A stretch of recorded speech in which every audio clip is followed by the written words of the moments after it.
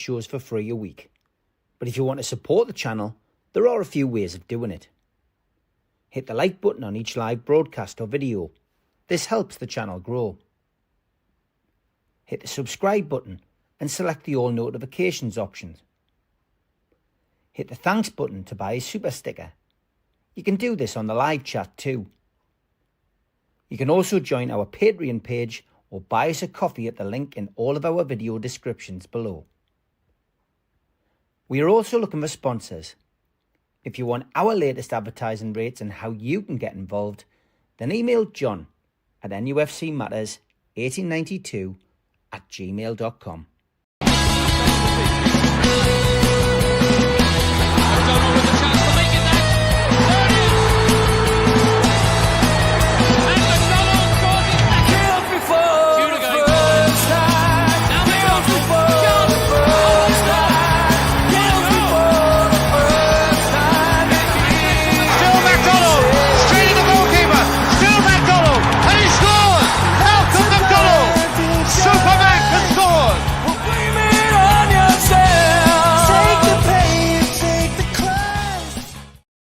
Good evening, welcome to NUFC Matters. It is Supermac and Gibbo on this fine Thursday evening. How are you, lads? All right, good. Steve. Looking forward to the Premier League back, mate. Oh, no, it's been boring, hasn't it? It has been boring. But let's talk about England anyway, first of all, lads. England are in the World Cup again, top of the group, and some great performances over the group stages from a few Newcastle players. Anthony Gordon, of course, now an England regular. Dan Burn missing out, obviously broken bone in his hand, I think, had put him to one side for one of the games, and still involved, still around the squad though, and still part and parcel of it. But yeah, they're off to America, John. So it's often the way, isn't it, with England? They seem very confident and great in the group stages, but it's all about the finals. But that's for another day. They deserve the praise for getting there, and it's been with a Geordie contingent as well. Yeah, but it's like, the tiddlers in the pond at Leazes Park. We're playing the tiddlers now, and we always qualify sort of undefeated and top of the league by the length of the A1, and then we go to the World Cup itself and don't do quite as well because it's the heavy guns. I mean, we've been running up 5-0 scoreline. It's fabulous because we ought to beat these sides by that, and we do. But I mean, all of a sudden, everybody's talking about we're going to win the World Cup. I think the jump is like the Grand Canyon. Evel Knievel used to do those jumps. I think the jump from the qualification to the actually finals itself is all like that. But I mean, what I'm pleased about is that Anthony Gordon got a goal under his belt, which would have done him the world of good because he was under a lot of pressure from Rashford, who has done well with Barca. So that's put Gordon in the driving seat, and that's great to see. And I smiled when I listened to what Thomas Tuchel said about him, because he said he's got great intensity, he runs at people, and he's direct, and he can keep going, like the Clockwork Bunny. Well, that's the way Newcastle play. He can do that because he's trained with the Newcastle side that plays high intensity, and it comes as second nature. He couldn't do it when he first came, John. No, well, that's right, because he couldn't really work on his fitness to do so. Absolutely, but a lot of fit, Malcolm, but not Eddie Howe fit. When they first come, and they take time to settle in. It's interesting to see that difference when one or two of the Newcastle players are in the England side, and they've got much greater legs than anybody else. Absolutely, and that's standing him in very, very good stead. I mean, Dan Burn, bless him, is what he is, and that is that he'll be an England squad player at best. He will not be the regular centre half when they go to the World Cup finals. There's no question about that. But if he makes a squad at this stage of his career, to have an England career after 30 and, be one pace and honest as the day's long, but, it's just terrific for the kid. It is, isn't it? It's a rebirth for him. Totally. Out of nowhere, Malcolm, I mean, everybody was concentrating on can he keep his Newcastle career going. And in truth, that's still the case, because all of a sudden, Chow and Botman look, Newcastle's best two centre halves. And if I fear at all, guys, for Dan Burn going to America, it is just that between now and America, how often will he play centre half for Newcastle? He'll probably end up playing left back because I think Botman is now ahead of him for the left-hand side of central defence, as Chow is ahead of Chaw. I mean, I think Chow and Botman look absolutely terrific. So that puts a bit of pressure on Big Dan. He'll be in the team, but at left back, and with all the games we've got, he will get a centre-half's role, but not as often as he used to. It used to be automatic. And sometimes the manager will play three at the back, and he might be the third one. But his problem between now and the World Cup is how consistently often does he play does he play centre-half for Newcastle United? Yeah, Malcolm, I mean, great to see England there. Great to see England in the finals again. And Tuchel's work starts now. Well, yes, but I think that he's laid some interesting groundwork in as much that he's left one or two, three maybe of the big names out because he wanted a team that was really bonding together, where there were no individual performances as such. Everybody was working together for each other, and even though they were lesser sides that England have played so far in qualifying, nevertheless, England have looked the part. They've really looked good.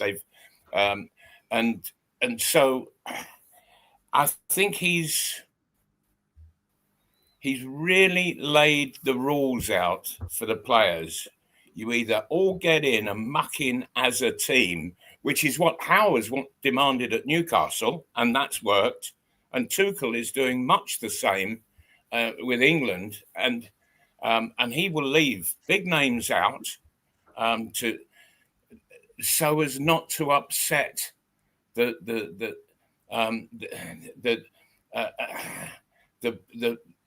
beautiful way in which everybody's just playing together.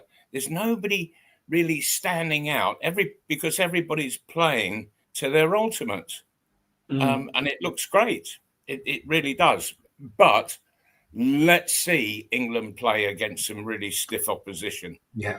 Let's see them play against the Germans or the French or whoever, I mean, the interesting thing, Malcolm, as well, because people get carried away and I mean, would he dare go to the World Cup finals without Bellingham and Palmer in his squad? I tell you what, if he did, he would have to win the World Cup, because if he didn't win it, there'd people be saying, "No wonder you didn't win it. You never picked Jude Bellingham and Cole Palmer." And yes. And if you do put them in the squad, do you play them? And who do you leave out that's doing well for them? He's almost, while he's getting terrific pats on the back, and deservedly so for team spirit, camaraderie, how it's carrying them on, you can almost do that against Latvia, but dare he go in against the big clubs without Jude Bellingham and without Cole Palmer? And if he does, it's a rod for his back if he doesn't win. He gets a knighthood if he wins, but he gets a rod for his back if he doesn't. Sure, but there is one problem, that if he continues the way that he's been selecting his side, and he's got Bellingham in the squad and one or two others in the squad, but not in the team. They're all living in very close proximity. They're not finishing a game and going home. They go to a hotel when they're over in the States. And so they're all living together. And that's when trouble can start. That if, and by the way, if Bellingham's not in the team, Malcolm, it will start. It will kick off. Yes, it will kick off. Yeah, for sure. And he'll look for allies, Cole Palmer or whoever, and you get that split in the squad. And that's something to avoid. And I think Tuchel is very, very aware of the pitfalls that he can fall into if he's not very careful. And it's going to be very interesting just to see exactly what his final England squad will be. He's going to need 22 players who are all prepared to work together in that single ethic to win the World Cup. And I don't feel that Bellingham is that kind of a player. You know, he wants to shine when others don't. Whereas you look at the side at the moment, and everybody just works and grasps for each other, and that's great. So it's going to be very interesting. Up to now, I think he's handled it brilliantly. The big sadness for me, Malcolm, as well as we carry on, is the injuries to Livramento and Hall, because they look like being England's fullbacks. They looked like being England's fullbacks, and I think in the future there will be the Bairns. Yes, we forget that because they're quality Bairns, so we forget that. But they are the future of England. But will this World Cup come a bit quick for them to make the squad, particularly Lewis Hall, who's struggled for months and months and months now? Hopefully Livramento's out for a few weeks at the moment, but will be back and then will be a Rolls Royce and will make it. But I feel for those two guys because they are brilliant and they deserve to go, and there would be no rocking the boat with them, Malcolm. Right. What is the news on them? Do you know, John, how long... Livramento's out for a few weeks, but that means he's back about Christmas time. So he's got time to impress. Yeah, England. Yes, he has from that point of view. I mean, Lewis Hall's worrying because he's been off for a heck of a long time. He come back. It was obvious he wasn't 100% match sharp. But then he picked up another niggle, and so he's hardly played for about 9 months. So he's a concern, and he's a concern where we need him. We're perhaps getting through in one of the full-back positions because we've got Trippier, but without Hall, we're playing Burn out of position, and he really gets exposed as a left-back. So we've really, and of course, both Hall and Livramento play left-back, and they're both out. Livramento can play either side. So we're struggling at left back. And I'm more worried about Hall than I am about Livramento. I think he'll be straight bat and pad. He'll be back in a matter of weeks, and then he'll look like a Rolls Royce again. Yeah. Thomas, you two, he says, if Tino and Hall are out for medium term, how do you see how rotating Trippier and Burn to keep them fresh? A couple of other people have asked at the time really to start to look at the under-21s. I mean, I watched them last night. I've got to be honest. I watched that game against Mansfield, Nigel Clough's Mansfield. I wasn't overly impressed. And they got through by the skin of their teeth on penalties. Late equaliser got them through, but there wasn't too much to shout about, John. No, there isn't at that level. We've been very poor at the age group levels for a long time. And that's why we've signed so many players from 15 up to about 20 to sort of integrate them into the age levels and bring our standard up at that level. But there's not a lot at fullback that Newcastle can do. I mean, if at the moment we're playing Trippier and Burn, and outside of that, we've got Emil Kraft, and that's about it. And until Livramento comes back, we are being exposed at fullback again because we let Target go. So we would normally have Trippier and Livramento for right back and Hall for left back. But all of a sudden, with injuries there, the only fella we've really got is Kraft, who is steady away and doesn't let you down. But he's the only other one, really. If we want to rotate at all over the next few games, when we've got Premier League, Champions League, and Carabao Cup, then the only way we can do that at left back, outside of what Eddie's done in the past, and played a 3 at the back and used Murphy as the right wing back, which is essentially the right back, but he's not a good defender, John. He's not good no, enough no, to play in that no, position. not at all. I'm just saying that's his only other alternative. Yeah. He's done that. I don't think Burns a good left back, Malcolm. He's a good centre half, but he's not a good left back. So you're looking very much at Clough. Yeah, the guy saying there in the right thing is saying we have got Harrison Ashby, but he never gets near the first team, does he? He's a kid we bought from West Ham a little while back, but he hasn't looked anywhere getting any.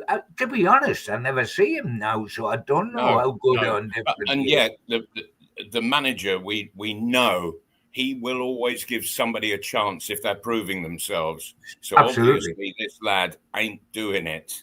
Yeah, absolutely. Yeah, okay. Malcolm, if we sign another striker in January, do you have anyone that you like the look of? I'll ask that to both of you, but it was directed at you, Malcolm. Is there anybody? It's a difficult time to buy somebody January. Yeah, always difficult. And who the hell's available? You know, such a limited market. No, to be honest, there's nobody that I've seen that I would say, yeah, I would love to see him in the Newcastle side. You know, and of course there are those who are treasured by their clubs who can really play, but they're never going to be allowed to come to Newcastle, nor would they want to. They wouldn't want to leave where they are now. So, my only answer on that, and it's twofold, and it's a great question because it's very difficult. It's very difficult in January, especially to sign centre forwards. No club wants to let them go because they haven't got time to get a replacement. Sure. From my point of view, guys, the new guy we'll have in African Cup of Nations comes into this, but it'll be Wissa. He will literally be a new signing when he's available to us, Johan Wissa. He hasn't played yet, so there's a new signing straight away. The other thing, of course, is the amount of money you spend on a centre forward doesn't automatically guarantee your goals. I mean, John Dahl Tomasson has just got the sack at Sweden, and he's and they lost 1-0 at home to Kosovo and probably on going to the World Cup now. And he had twin centre forwards on the field. And it was Isaac and the kid from Arsenal, who both in the summer cost over £200 million, and they couldn't score a goal between them against Kosovo, for goodness sake. Yeah. So where's the guarantee? Yeah. Playing for Sweden, though, I've had my experience because I went over there one summer. Yeah, and I played, and just the footballing mentality is very, very defensive, and pretty much when I went over there and played for Djurgården in Stockholm, and it virtually was, look, we're going to have the goalkeeper and 9 defending, and you play up front, and sort of I just had to get on with it. And it was, oh dear me, it was very difficult. And I don't think that forwards are ever well supported when it comes to Swedish football at all. I mean, no wonder John Dahl Tomasson, who used to be here, of course, as a player. No wonder he got the tin tack, because you must play to your strengths. And if you've got the Liverpool centre forward and the Arsenal centre forward teaming up with the teams like Kosovo, to be terrified of you. Yeah. But what have they got in support, supplying that? Well, of course, the interesting thing as well is in that formation, John Dahl Tomasson completely turned his back on Elanga to feed the two of them and didn't play Elanga in either of Sweden's 2 games. So I can tell you 2 things with Elanga. He'd be thrilled to bits the manager's got the sack, because obviously he never even got on as a sub in the 2 games.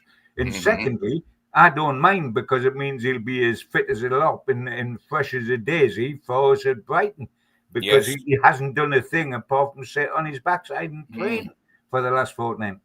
Right. So who else has been away from the from the first team for the us. first team, John. Yes. Well, I mean, with the big plus is Gordon, who got his goal for England, and Woltemade, who scored the winner for Germany's first international goal in Northern Ireland. So he's continued doing what he does best. Bruno's produced a couple of great assists for Brazil.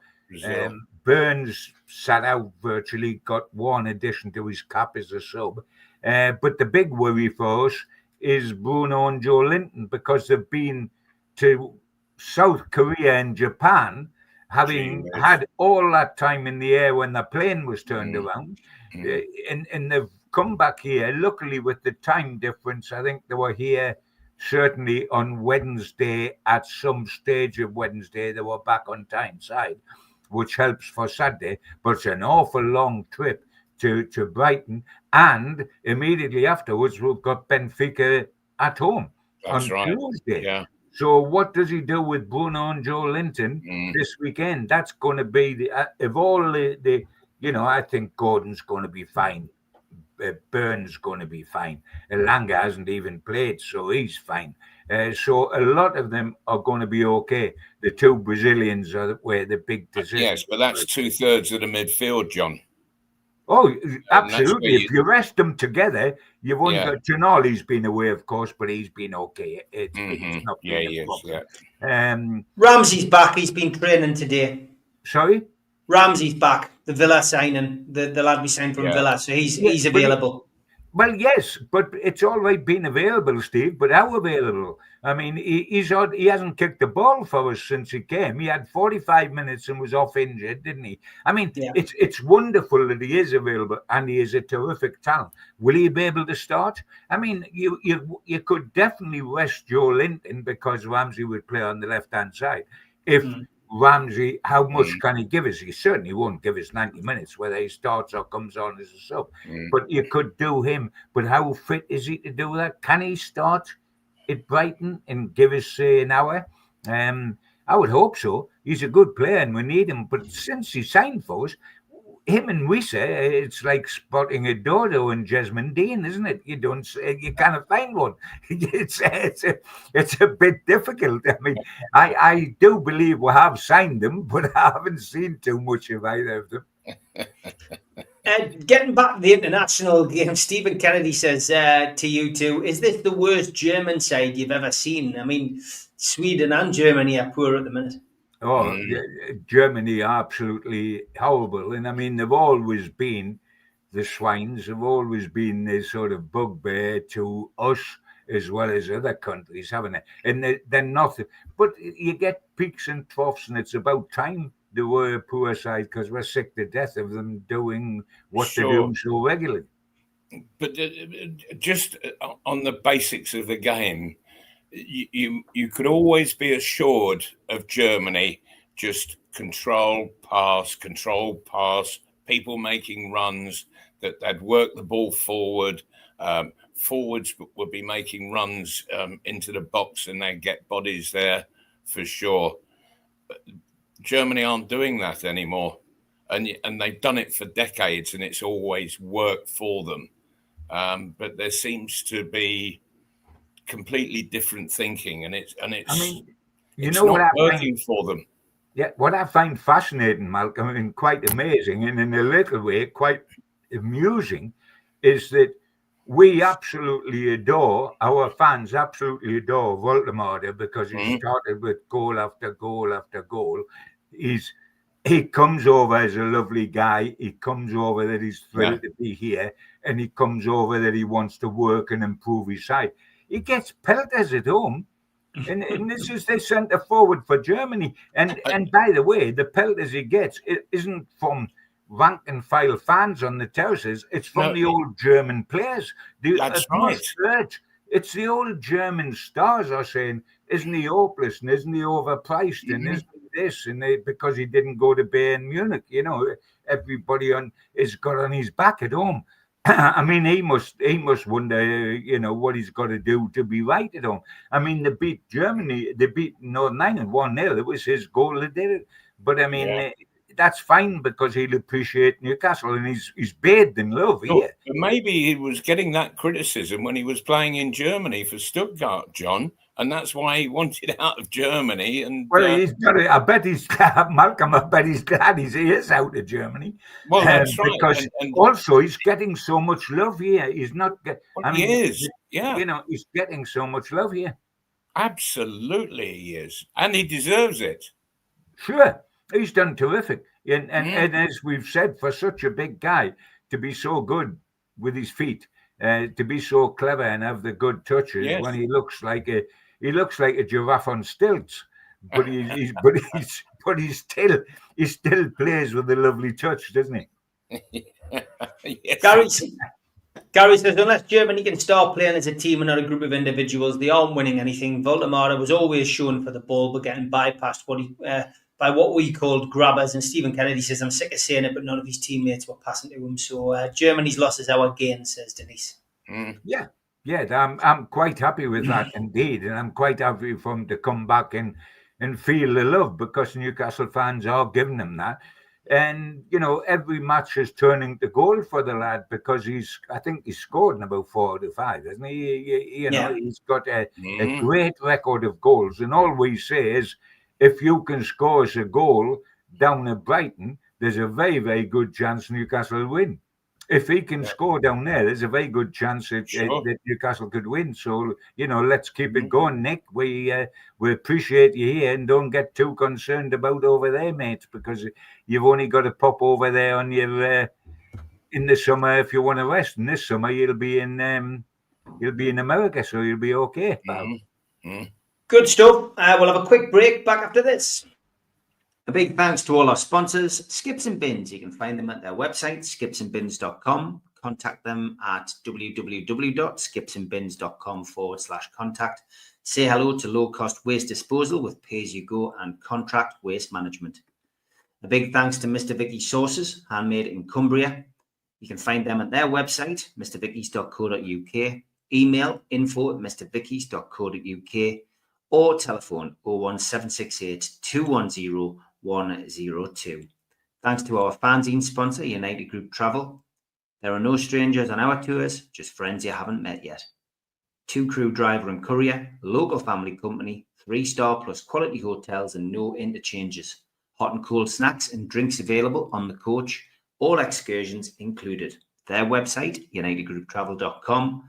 Email beverly.ugtl@gmail.com. Telephone 01670 632 460 or 0791 666 4174. Just £30 per person deposit. Thanks to Media Arts for all the help with the technical side of things. And if you like listening to us as a podcast, you can go to Sports Social Podcast Network or to iTunes, Spotify, or other podcast providers. If you want to support the show, then hit the subscribe button. It's free. We do 7 shows a week. Hit the little thumb up under the video, which is the like button, or click share to share to your social media. You can also join the channel on YouTube by hitting the join button for as little as $1.99 a month. If you want to become an NUFC Matters member, you can go to nufcmatterspodcast.co.uk. It's a £25 one-off fee. You get your pen, you get your badge, key ring, you get your beer mat and your fridge magnet and your membership card, nufcmatterspodcast.co.uk for that. And we have an event early next year, 13th of February 2026, an evening with Beardsley, Waddle and Gascoigne takes place at the Tyne Theatre and Opera House. To buy your tickets for that event, go to the box office 0191 243 1171 or Tyne Theatre and Opera House.uk. Just a couple of dates for your diary. Our Christmas due is the 21st of November and it's at the Irish Centre. Tickets are available for £12. Warren Barton's popping along. Joe Allen will be there, as well as Adam Henderson doing a little acoustic music, and Sid will be DJing. So get yourself along. All proceeds going to Age UK North Tyneside. And Supermac and Gibbo are together at the Irish Centre early next year, 23rd of January. Tickets available now on Voucher. And on our website, of course, again, proceeds going to Age UK North Tyneside Dementia. So get yourself on board with those events if you can. Okay, let's look ahead to the next two games for the last 15 minutes of the show, and that is Brighton away this coming Saturday, a 3 o'clock kickoff, which is rare these days, but we've got two in the space of a week. But Newcastle are returning to the Amex Stadium. We've never won there in the Premier League. 8 previous Premier League visits have ended in 5 draws and 3 home wins. Eddie Howe will, of course, be doing his press conference tomorrow morning, so we might hear a little bit more about who potentially could line up and who won't. But we do know that Jacob Ramsey is expected to return to the squad, and there was video footage of him from the club released today with Jacob Ramsey training. As John has already mentioned, Lewis Hall and Tino Livramento and Johan Wissa are all unavailable, and we remain the wiser about Lewis Miley. He was carrying a knock before the international break. We're not 100% sure how he is. Again, Eddie might be able to let us know tomorrow morning. There are some milestones to be reached this weekend if players do manage to feature. Fabian Schär is 1 game away from a double century of Premier League appearances. Joe Linton has made 199 starts in all competitions for Newcastle to date. And Dan Burn has made 149 league and cup starts for the club as well. So some anniversaries, some milestones to be hit on Saturday if those players play. What about Brighton? Well, Solly March, Adam Webster and Jack Hinchelwood remain out. But Joel Veltman and Karu Matoma both should return to the squad following injury. Diego Gomez is freshed out after suffering a knock on international duty. And Matt O'Reilly's on loan at Marseille, while Igor Julio has made a temporary switch to West Ham. How are Brighton doing at home this season? Well, they're unbeaten. They've drawn 1-1 with Fulham, 2-2 with Spurs, and they beat Manchester City 2-1. And if you add that to last season's home games towards the back end of the season, Brighton and Hove Albion haven't lost at the Amex in the last 7 Premier League outings. And is there any old boys at Brighton? Yes, there's a familiar face, James Milner. And if he does play this weekend, he will be making his 643rd Premier League appearance. And that's fascinating, isn't it? 39 years of age, and he's only 10 matches behind Gareth Barry, who is the Premier League record holder with 653 Premier League matches. I love this little stat as well, which I found on nufc.com. As a measure of his longevity, Milner played his very first Premier League game in the colours of Leeds United in November 2002, which was 2 days before Tino Livramento was born, which tells you how long he's played. The referee's Craig Pawson. It's his second game of the season as far as Newcastle's concerned. He was in charge of the 0-0 draw at Villa. And VAR this weekend is Paul Tierney. So, John, we've got the facts, the figures. It's time to win games like this, John. It is. We talk so much in the past, and you've got to get the breakthrough. I mean, you can't slip a sheet of paper between the two sides at the moment. We've played this. Newcastle and Brighton have played the same number of games, 7. They've got the same number of wins, 2, the same number of draws, 3, and the same number of defeats, 2. So they've got the same number of points, 9. There's one solitary goal between the two sides. We are +1 on the goal difference, and they are level pegging. So you can't put a sheet of paper between us. And if you look at it, taking it further on, Steve, from all the facts you give, they've never lost at home. We haven't lost away. So it's a knocking bet for not another 0-0. I mean, the way you look at it, it is totally set up for another 0-0.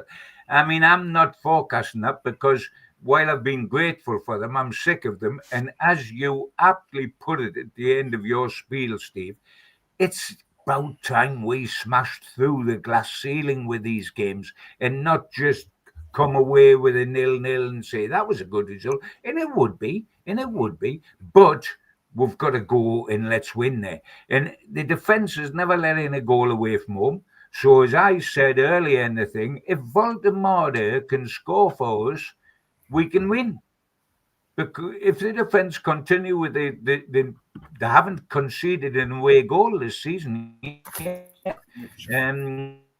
So while everything to me is pointing to a draw, because also what you said about the previous matches between us, 5 of the 8 previous matches between us in the Premier League have been a draw. So everything is telling us it's going to be a draw. Everything. And I can honestly see that being correct. But I'm going to try to take with that one step further, because we've got to start smashing these games and getting the full positive result. And I'm going to take us to win 2-1. Okay. Malcolm, right. what about you? One thing that just concerns me is that so many of the Newcastle players have been travelling all over, and then what they face is another flight. Well, it is down to Brighton, and then coach from there, and so it's just been a whole week of travelling for some of the Newcastle players, especially the 2 Brazilian lads. Yes, the 2 indeed. Brazilian lads for them. Going to be whacked. They're going to be whacked. That's right. But also, I have to commend Brighton in the way that they've gone about it. When you think that Newcastle, they created the club record of spending this last summer, Brighton did quite the opposite. They were selling for big money and just spending smaller sums. And they banked so much money through the summer, and yet they seem to turn out sides that still they're at the same level as their predecessors, and I think it's quite remarkable what's been going on down there, and it's going to be an interesting game, very interesting indeed,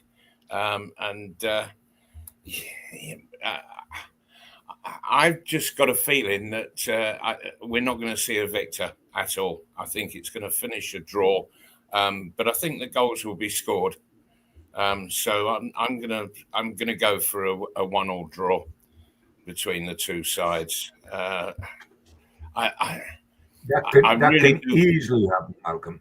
Yeah, I really do feel though that Newcastle, they desperately need a win from this. But I think I think the players will be affected by all the travelling that they've done, and just that.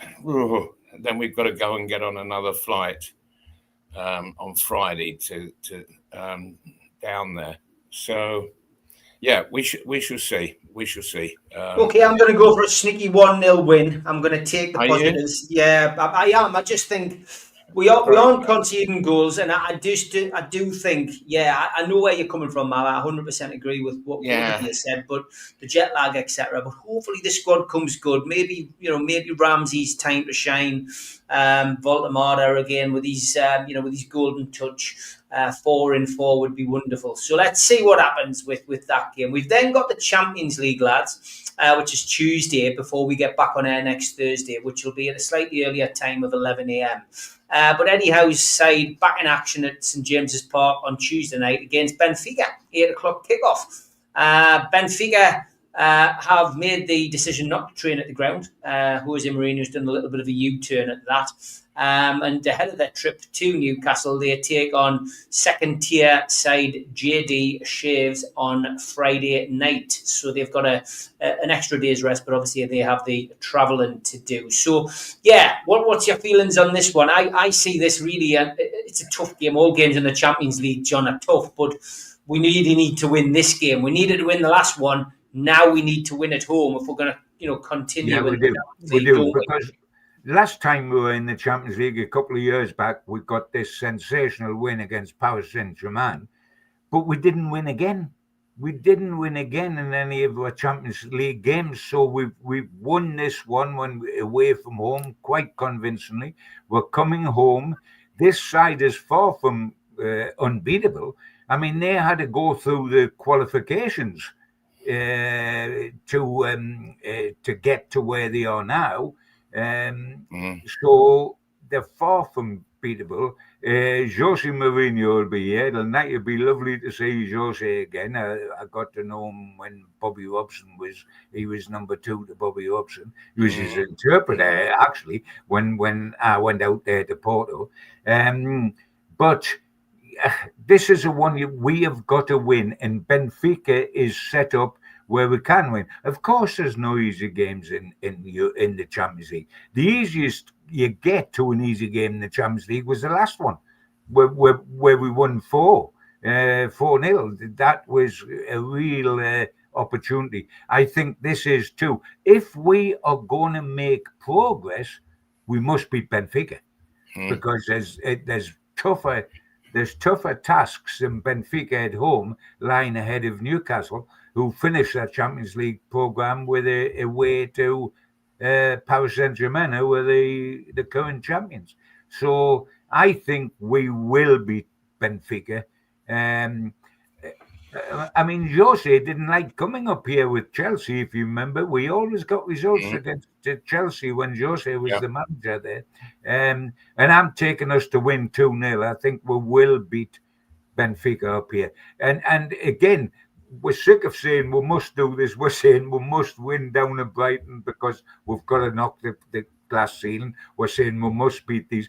But when you're in a top position, every game becomes almost a must-win, but this is, and I do see we're winning this. And I think, in some ways, I think this will be the easier game than Brighton away. Okay, Malcolm. Yeah. Benfica certainly aren't the side that they used to be. No, and that's why they've got Jose in. He needs to do an awful lot of work to raise the standards, despite them actually qualifying for Champions League last season. So, I think that they'll be hard pressed against Newcastle. I really do, and it's interesting what you said, John, about when he was manager of Chelsea. They really didn't like it up here. No, they didn't at all. They really didn't, and I just wonder whether that sticks with Jose, and he lets that sort of slip out to his players that he's not confident of anything up here. But I think that Newcastle will go and win it. They're on a high.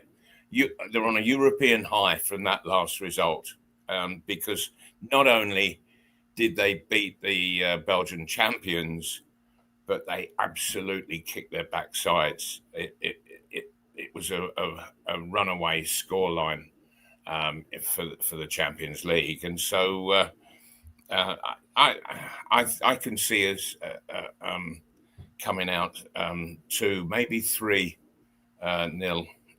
victors on the night. I'm going to go 3-1. I think we'll win. I think that'll be a really good game. Champions League atmosphere as well at St James's Park. But I'm forecasting a positive few days for the Black and White Army. So let's hope we are right when we reconvene this time next Thursday. 11 o'clock we are on next Thursday. Yeah. So looking forward to seeing you guys then.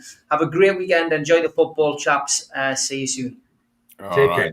Take care, everyone. Enjoy the weekend. Bye-bye.